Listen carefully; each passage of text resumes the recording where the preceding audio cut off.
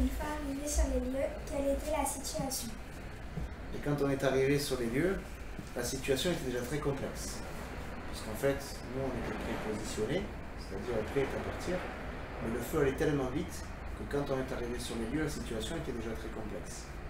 Et en ayant eu le commandant des opérations de secours, le colonel Lyon, je lui ai dit, on va prendre de l'avance sur le feu, parce que ce feu allait très très vite, et on savait que devant le feu, et sur le parcours du feu, il y allait y avoir des maisons, des gens, et qu'il fallait identifier ces enjeux, ces personnes qui étaient menacées par le feu, pour aller les défendre.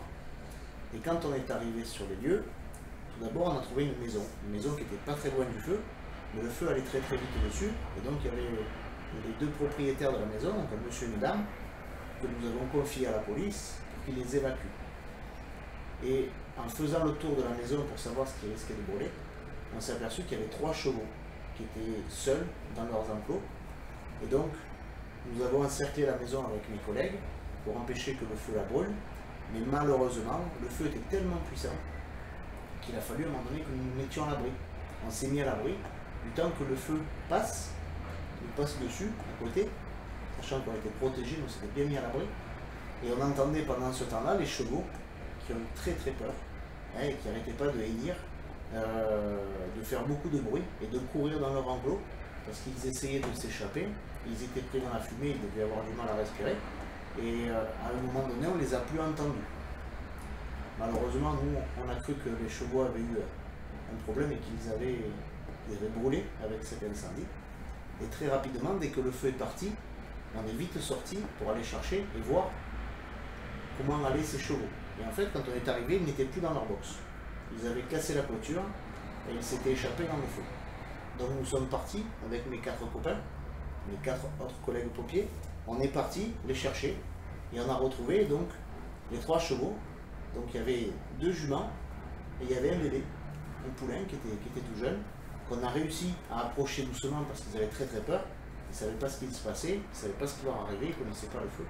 Donc on les a doucement fait revenir jusqu'à la maison, où on les a rentrés de nouveau dans leur enclos, et on a fermé la maison pour ne plus qu'ils ne s'échappent. Mais comme le feu était passé, ben les gens et les chevaux étaient sauvés. Après, le feu a continué à se développer, et là on s'est aperçu qu'il y avait un ranch cette fois-ci qui avait menacé, un ranch tout complet. Et quand on arrive, le ranch avait été évacué de ses clients, sauf qu'il restait 60 chevaux dans le ranch, ainsi que le propriétaire. Et le propriétaire, qui était très très amoureux de ses chevaux, s'est dit: je ne quitterai pas mon ranch, parce que je ne veux pas partir et laisser mes chevaux tout seuls, je veux être avec eux quoi qu'il leur arrive, et quoi qu'il m'arrive. Donc, il s'est un petit peu échappé dans son ranch pour se cacher, pour pas que la police l'évacue. Et donc, le feu est arrivé. Malheureusement, le feu a commencé à brûler quelques boxes à chevaux, mais les chevaux ils n'étaient pas à l'intérieur, donc ils étaient dans les prés.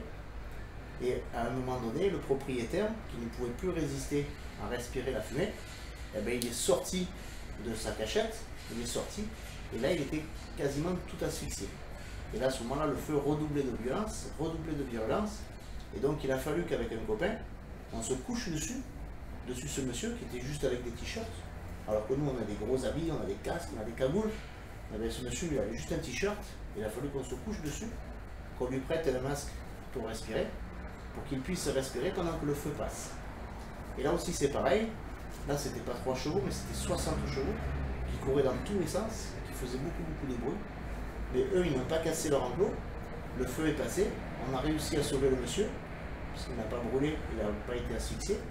Et ensuite on est allé voir les parcs à chevaux, et on s'est assuré que tous les chevaux allaient bien. Et là tous les chevaux étaient sauvés.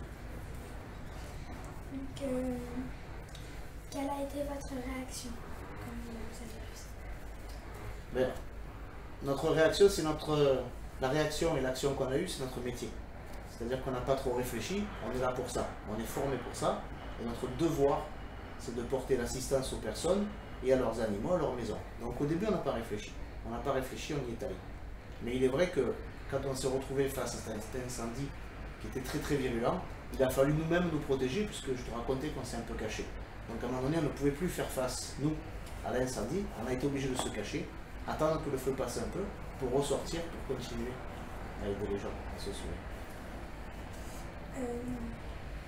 Quel a été votre rôle, ça a été de faire en sorte que les gens et les chevaux ne brûlent pas. Alors d'un côté, mon rôle c'est de faire en sorte que les chevaux et les gens de leur maison ne brûlent pas, mais mon rôle aussi c'était surtout de dire à la radio, de dire au commandant des opérations de secours, de dire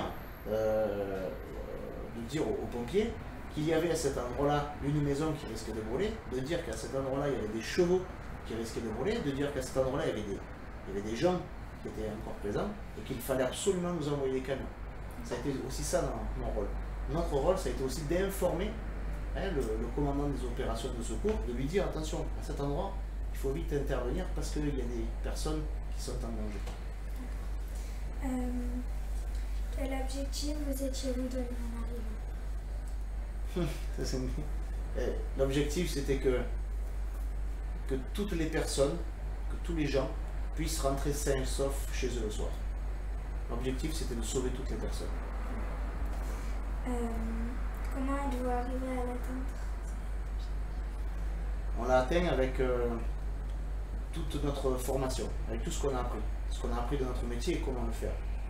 Et c'est en s'exerçant, c'est en travaillant sur les incendies de forêt qu'on a réussi à atteindre nos objectifs. Mais c'est essentiellement la formation. Bien sûr, on a notre équipement, on est habillé, on est protégé, mais avec tout ça, l'entraînement et notre formation, on a réussi à remplir nos objectifs. Et êtes-vous satisfait de ce que vous avez fait? Et si oui, de quoi Et bien sûr qu'on est satisfait quand on arrive à sauver, que ce soit les gens, que ce soit leurs animaux, ou que ce soit leur maison. Bien sûr qu'on a une satisfaction. Il y a des fois, malheureusement, il y a des maisons qui brûlent. Et c'est parce qu'on n'y peut rien, c'est parce que le feu est trop puissant et qu'on n'arrive pas à l'arrêter. Mais pour nous, l'essentiel, c'est de savoir que ce soir-là, le soir du 10 août, tous les gens étaient sains et saufs.